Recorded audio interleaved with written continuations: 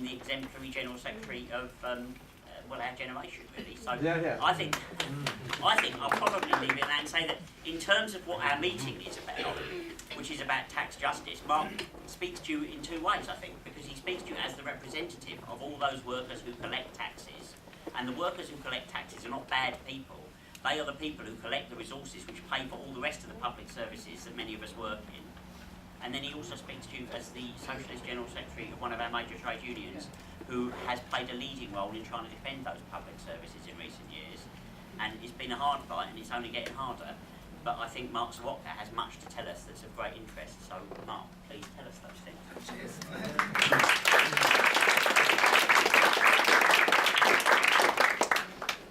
You forgot to say I promised my wife and kids when I stood there I had absolutely no chance of winning, and therefore they don't have anyway, it's a pleasure to be back again this year. I did the meeting last year, and it's a fantastic turnout. And I know we're all pressed for time. So what I wanted to try and do is focus my contribution on the issue of tax evasion and avoidance and non-collection against what's being whipped up about benefits, and actually draw the issues out really and make the case that actually it's quite deliberate. That the government are focusing on those on welfare in order to pin the blame on them and make them pay the biggest price, whilst in reality they do nothing about all the tax evasion and tax avoidance. And therefore, on the basis of clarity, the meeting is called "Are Tax Dodgers the Real Scroungers?" The answer is yes. Now, I could sit down now. I'd be within your 3-minute rule. So yeah, the answer is yes. There's no doubt that if anybody who examines the figures, and this is where Richard is an absolute expert, and I'm sure he'll confirm this to you in a minute, there is no question in this country we're still the 7th biggest economy in the world. The money and the wealth is there if there was a political will to make that money and wealth be used in the way that would benefit the majority. Of that there is no question. But the government don't want to put pressure on their friends in business to actually do something about collecting the tax, and therefore what they tell us is that there's no alternative to austerity. The country is on the brink. Remember, we were going to be the next Greece, and therefore if we didn't all tighten our belts and take all the pain, then we would regret it for generations to come. And they've been saying it so long now that they hope that people will finally believe it, and if people believe it, then of course if you think there is no alternative, why would you bother resisting? Because actually the answer you give is, well, that's the way it is, so we just have to take the pain. So this is all a deliberate strategy, and it's a deliberate strategy of the government, but I have to say that in answering the question, it has thrown up the fact that Labour in opposition has been found, in my view, wanting. And one of the things that we need to do in meetings like this, I think, is not just focus all our ire on the government. That's where we should focus most of it. But we should also ask ourselves, how can we, in the 2 years before an election, try and get Labour to swing back to policies that will give people a bit more hope and a bit more belief and a bit more inspiration, rather than just think, well, at the end of the day, they all think the medicine is the same. It's just the dose of the medicine is what they debate. And I think what we have to say is we reject the medicine of austerity. We don't need austerity, it's making the economy worse, and therefore we should find different solutions. So to set this up, the government has, I think, unleashed the nastiest, most pernicious propaganda against those people who use the welfare state that I think we've seen in decades. And if you think about all the language, the skivers, you know, the shirkers, the people who don't get up and open the bedroom curtains, it is all designed to tell those people who are in work, well, you're paying your taxes, you're hard working, but look at all these people, they're shirking on the back of what you do. Now, not only is that, I think, disgraceful, it actually completely misses the point that so much of money spent on welfare is actually on in-work benefits. It's actually to people who are working, actually, but the work you're getting and the pay they're getting is so low that they have to supplement it with benefits. It's divide and rule. It is trying to get people to blame somebody else, and therefore you let the real culprits off the hook. And therefore they bombard us with facts that they claim represent the welfare state. They usually find some really silly examples of a large family living in a house somewhere where the housing costs are expensive, and they say that taxpayers shelling out hundreds of thousands of pounds, knowing that that is not in any way reflective of the wider welfare state. But I think it's always worth looking at some of the facts and figures. Now, government says that scroungers, skivers and cheats are people who are defrauding the benefit system and it's costing us billions a year. Well, let's get this fact in proportion. They claim there is £2 billion worth of fraud in the welfare system. Now let's just assume for one moment that that is true. What that makes it is 1/50th of the money that is not coming in tax that we could get if we collected avoided and evaded tax. Now if you just look at it as a priority, if one thing's 2 billion and one thing's 120 odd billion, surely you'd focus all your efforts on the big number around tax rather than stigmatising and using your attack on the welfare state to try and give a false impression. But you know there's an even more startling figure. That actually, even though they claim there's £2 billion worth of welfare fraudulently claimed each year, they admit there is £16 billion of welfare that is due, that is not claimed by people. Often because of means testing, often because of the complexities of the system. So even by their own figures, the idea that there's welfare being sort of, if you like, claimed fraudulently is clearly a nonsense. But the other thing I think that we need to set out is that benefit levels in Britain are lower than the majority of other European countries that we consider to be our main competitors. Compare benefits in Britain with France and Germany, for example, and you'll find our benefits are not at massively high levels. You know, the difference between 1979 and now, in terms of job seekers allowance or unemployment benefit, was in 1979 it was worth over, if you like, the proportion of what it was worth then and now compared to average earnings, it is now worth half the value. Job seekers allowance now would be in the region of £130 a week if it had actually kept pace with the rise in wages. And I think we need to get all of this across, because there is a real danger that if people are really whipped up into believing their problems are because people are claiming over-generous benefits, not only are we divided, but it means trying to stop all of this is made much more difficult.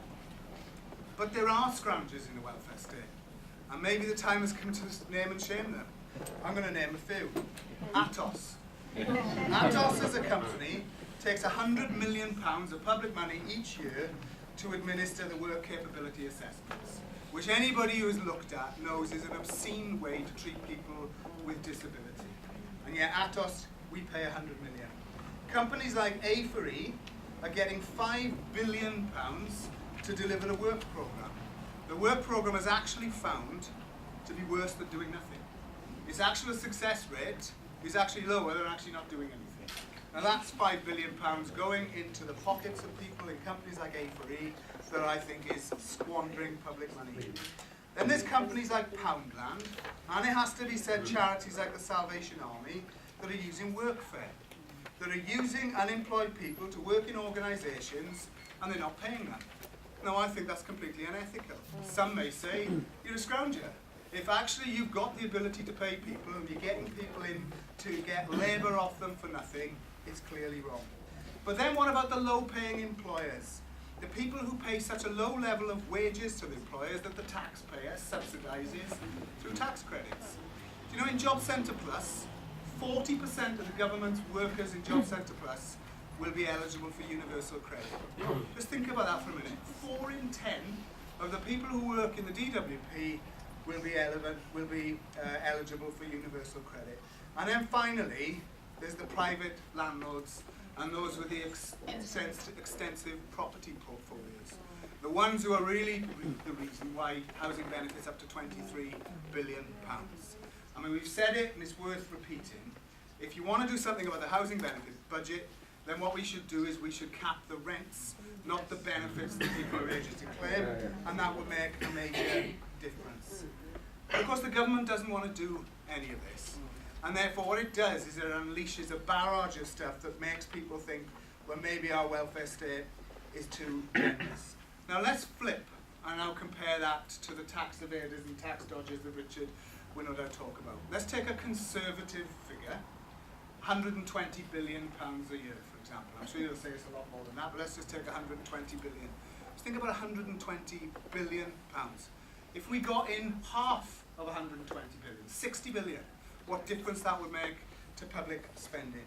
And yet the government, in reality, doesn't do anything about closing the loopholes, about trying to chase those people who are not paying their tax, and it makes the situation worse by, in places like the HMRC, cutting 42,000 jobs at a time when they admit £25 billion of tax is not collected because we haven't got the resources to actually do it.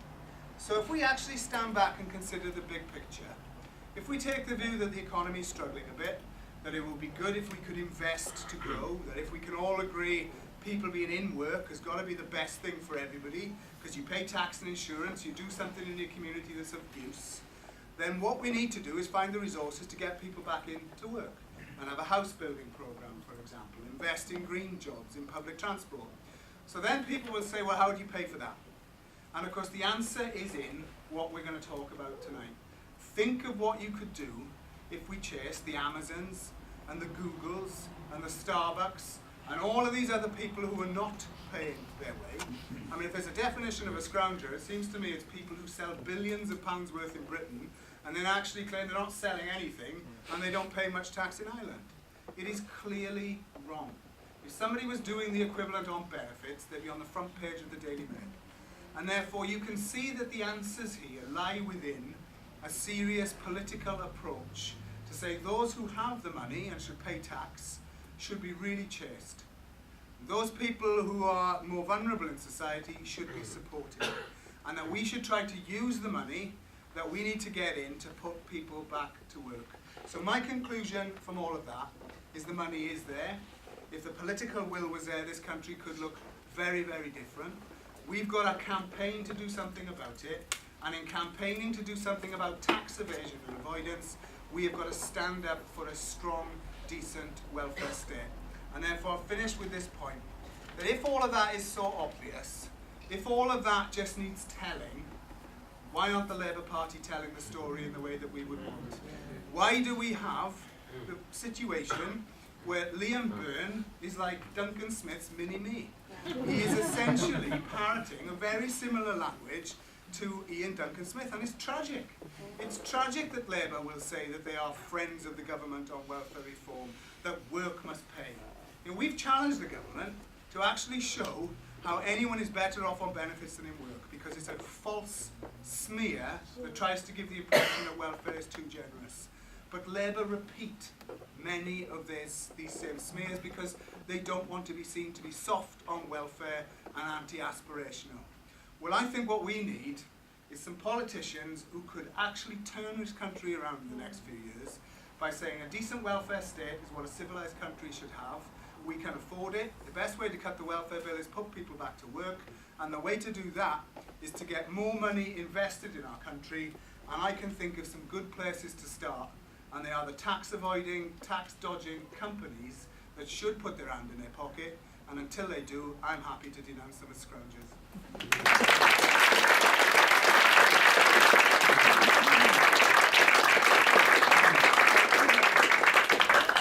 Thank you very much, Mark. And